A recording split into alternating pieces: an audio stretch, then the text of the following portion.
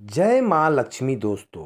आप सभी को निर्जला एकादशी की बहुत बहुत शुभकामनाएं। आज हम इस वीडियो में बात करेंगे निर्जला एकादशी का व्रत साल 2025 में कब रखा जाएगा, क्योंकि इस बार निर्जला एकादशी की तिथि 2 दिन पड़ रही है, जिस वजह से निर्जला एकादशी का व्रत किस दिन रखा जाएगा इसको लेकर के दुविधा की स्थिति बनी हुई है।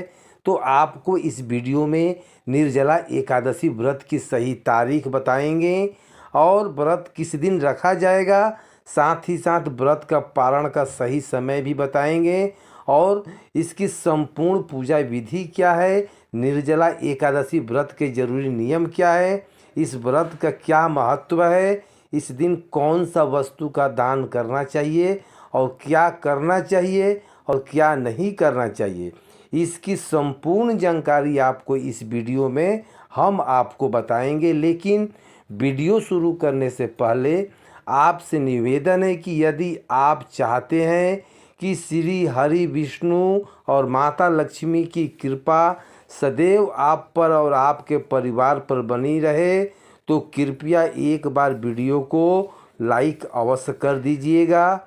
आपका एक लाइक से हम मोटिवेट हो जाते हैं और हमारा मनोबल बढ़ता है। इसी से हम आपके लिए अच्छे अच्छे वीडियो भी बना पाते हैं। तो वीडियो को एक लाइक ज़रूर करें और मनोकामना पूर्ति के लिए कमेंट बॉक्स में अवश्य लिखिएगा जय श्री हरि या जय लक्ष्मी नारायण। तो चलिए बात करते हैं निर्जला एकादशी की। दोस्तों, निर्जला एकादशी का व्रत सभी एकादशी तिथियों में सबसे सर्वश्रेष्ठ माना जाता है। ऐसा इसलिए क्योंकि इस व्रत को करने से व्यक्ति को सभी एकादशियों से प्राप्त होने वाले फल के समान व्रत का फल मिलता है। साथ ही साथ समस्त पाप भी नष्ट हो जाते हैं और घर में सुख समृद्धि का वास होता है और मोक्ष की प्राप्ति भी होती है। दोस्तों, जेठ माह के शुक्ल पक्ष के आने वाली एकादशी निर्जला एकादशी के नाम से पूजा जाता है। इस व्रत को भीम ने शुरू किया था अपने गुरु व्यास जी के कहने पर, इसलिए इसे भीमसेनी या पांडव एकादशी के नाम से भी जाना जाता है। दोस्तों, जितनी भी एकादशी व्रत है भगवान विष्णु जी के श्री चरणों में समर्पित होता है।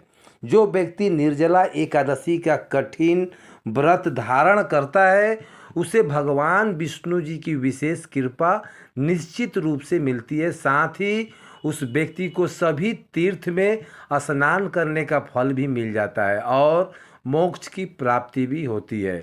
आपको बता दें कि निर्जला का मतलब है बिना जल व आहार के दिन भर का उपवास। निर्जला एकादशी बाकी एकादशी से सबसे कठिन मानी गई है, क्योंकि इसमें एकादशी को सूर्योदय से लेकर अगले दिन द्वादशी तिथि के सूर्योदय तक बिना जल और भोजन के रहना होता है। दोस्तों, निर्जला एकादशी का व्रत करने से साल भर की 24 एकादशी का फल मिलता है। जो लोग साल भर की एकादशी का व्रत ना कर सके तो वह निर्जला एकादशी का व्रत जरूर करे। दोस्तों, निर्जला एकादशी का व्रत स्त्री और पुरुष दोनों ही कर सकते हैं। निर्जला एकादशी का व्रत कब करना है, पारण कब किया जाता है और यह जानने से पहले इस व्रत की पूजा विधि व नियम जानना बहुत ज़रूरी है। दोस्तों, एकादशी व्रत के नियम दशमी से ही शुरू हो जाते हैं। आपको दशमी के दिन सूर्यास्त के बाद भोजन ग्रहण नहीं करना चाहिए। इस दिन सात्विक आहार ही लें और दशमी से लेकर व्रत पारण तक भक्तों को ब्रह्मचर्य का भी पालन करना चाहिए और दशमी को हो सके तो जमीन पर सोना चाहिए। ध्यान रखें, व्रती को एकादशी के दिन देर तक सोना नहीं है। आप हो सके तो ब्रह्म मुहूर्त में ही उठ जाएं और ना ही एकादशी की रात में सोना चाहिए, बल्कि इस दिन रात्रि जागरण का विधान है। इसके अलावा एकादशी के दिन पान खाना भी वर्जित होता है और इस दिन भूलकर भी चावल का सेवन ना करें। चावल का सेवन करने वाला व्यक्ति पाप का भागीदार बनता है। इसके अलावा इस दिन किसी के निंदा ना करें, किसी का अपमान ना करें, क्रोध भी ना करें। साथ ही इस दिन घर का कोई भी सदस्य मांस, मदिरा या फिर सेवन ना करे। हो सके तो प्याज लहसुन का सेवन भी ना करें। सात्विक आहार ग्रहण करें। अगर आपने व्रत नहीं रखा है और इस दिन ज़्यादा से ज़्यादा विष्णु जी के मंत्रों का जाप करें। साथ ही प्याऊ का भी व्यवस्था भी करवाएं और इसके अलावा विष्णु सहस्त्र नाम का पाठ करने से विशेष फल की प्राप्ति होती है। इस दिन दान का भी बहुत महत्व होता है, इसलिए इस दिन दान जरूर करें।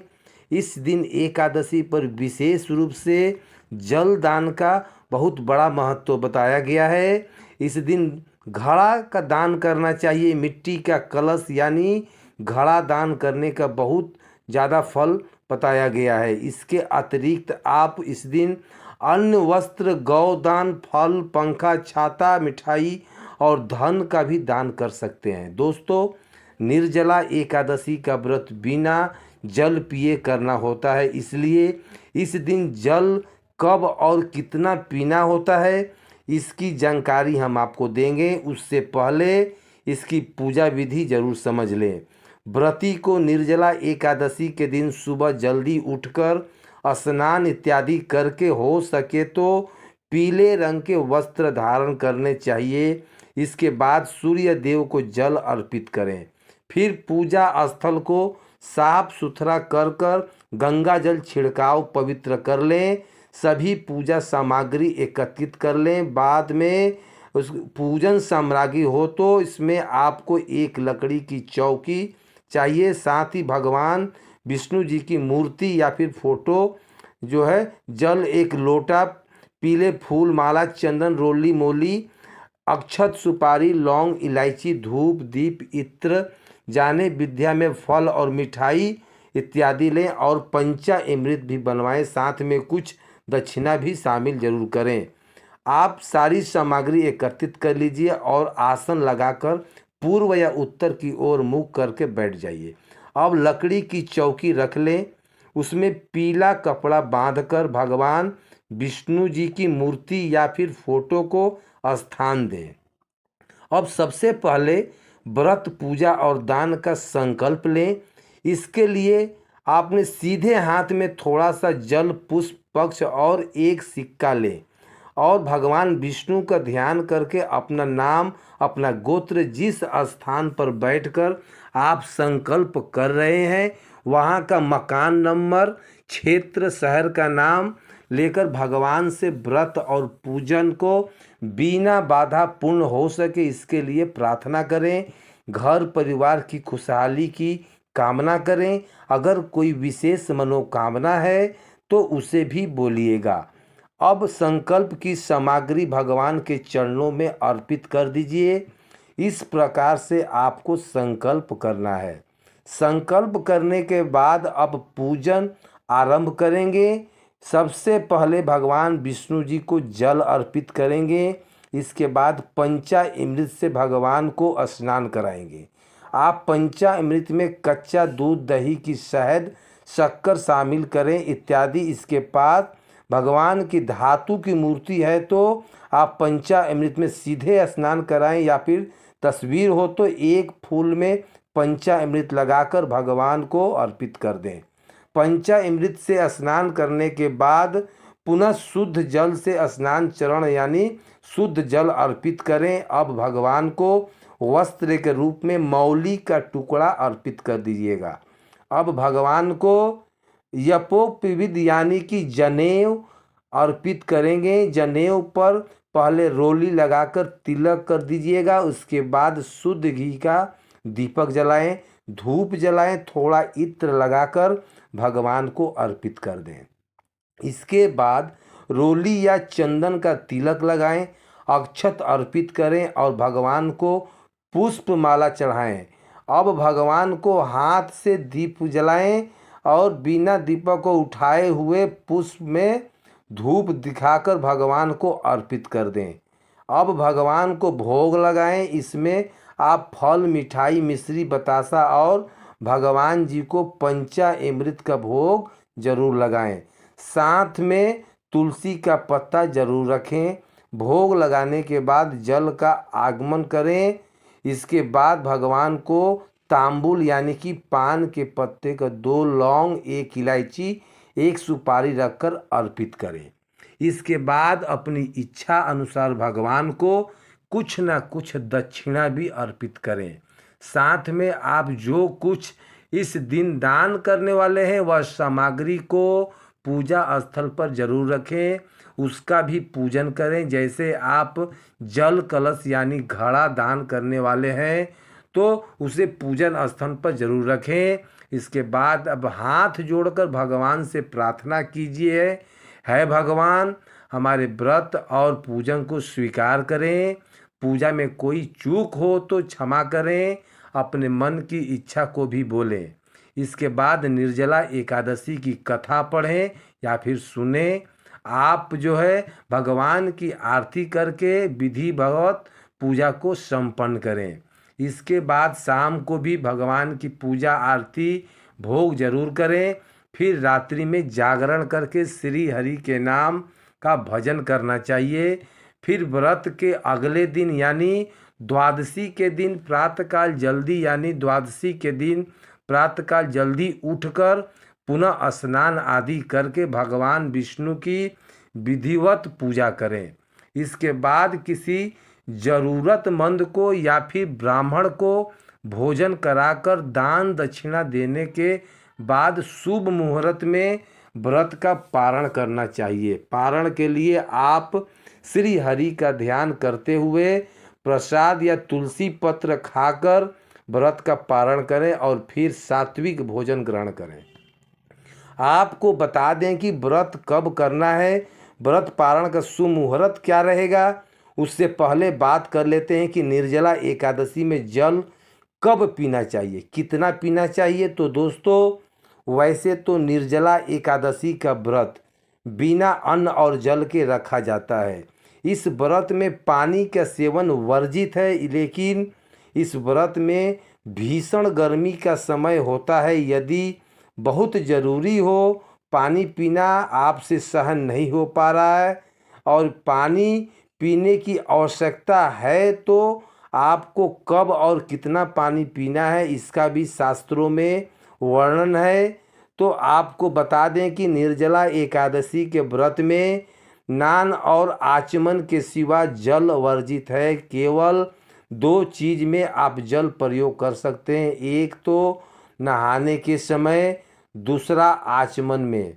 यदि आपका गला सूख रहा है और आप पानी पीने की बहुत ज़रूरत हो तब आप शाम को दिया बाती करने के बाद आचमन के तौर पर जल ग्रहण कर सकते हैं। बस ध्यान रहे जल आपको सिर्फ आचमन के तौर पर ही लेना है, यह नहीं कि गिलास भर के पानी पी लिया। जितना पानी हम पूजा में समय में आचमन में लेते हैं उतना ही जल ग्रहण करने की इजाज़त इस एकादशी में दी गई है।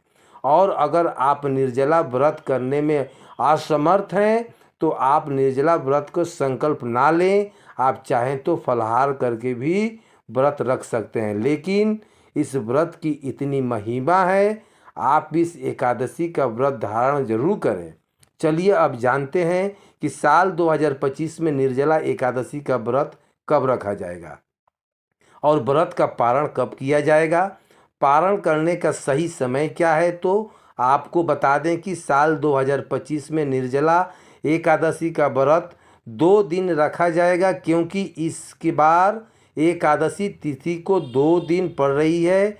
हम आपको बताएंगे कि किस दिन किस व्यक्ति को व्रत रखना चाहिए, कब व्रत रखना श्रेष्ठ होता है। तो आपको बता दें कि ज्येष्ठ माह के शुक्ल पक्ष की एकादशी तिथि की शुरुआत 6 जून 2025 के प्रातःकाल 2:15 पर हो रही है और एकादशी तिथि की समाप्ति 7 जून 2025 के प्रातःकाल 4:47 पर होगी। तो इस हिसाब से एकादशी का व्रत 2 दिन रखा जाएगा। पहला 6 जून 2025 दिन शुक्रवार को और दूसरा 7 जून 2025 दिन शनिवार को। ध्यान रखें, जो व्यक्ति पारंपरिक जीवन में है यानी कि गृहस्थ जीवन में है, सामान्य जन है और उदया तिथि को महत्व देते हैं तो वह पहले दिन वाली एकादशी यानी 6 जून 2025 दिन शुक्रवार को व्रत रखेंगे और 7 जून को पारण करेंगे। लेकिन जो लोग